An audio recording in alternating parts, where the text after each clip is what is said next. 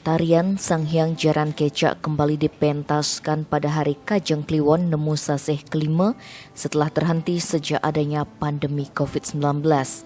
Tarian ini merupakan salah satu rentetan dari upacara Nangluk Merana di Pura Dalam Solo Desa Adat Sedang, Abian Semal yang dipercaya dapat menghalau atau mengusir wabah penyakit secara niskala seperti COVID-19.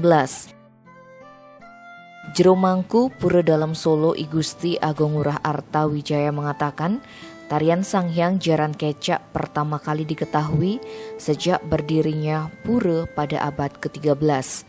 Namun pihaknya memastikan jauh sebelum Pura Dalam Solo berdiri, tarian tersebut sudah dipentaskan. Tarian dipentaskan setiap sasih kelima untuk menghalau wabah penyakit yang ada di jagat Bali. Jero Mangku gonggos saat ditemui usai pementasan tari Sang Hyang Jaran Kecak Jumat 5 November mengatakan tari Sang Hyang Jaran dipentaskan mulai Kajang Kliwon sasih kelima sampai sasih kepitu.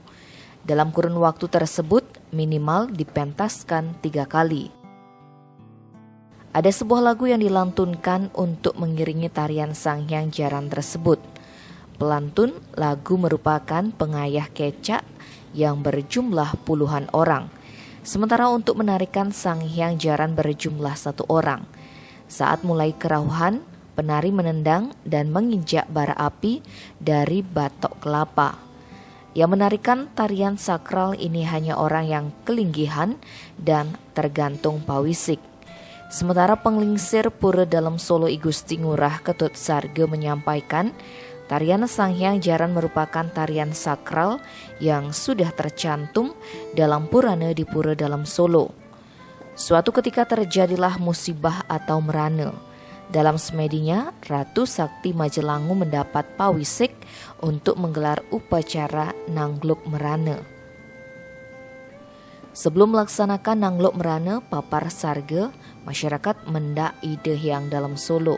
Saat itu, Ide Dalam Solo diiringi Sang Hyang Jaran, Jangal Mungal, dan Kimacan Gading. Dari sanalah muncul tarian Sang Hyang Jaran yang digunakan untuk Nangluk Merana. Tim Bali Express melaporkan.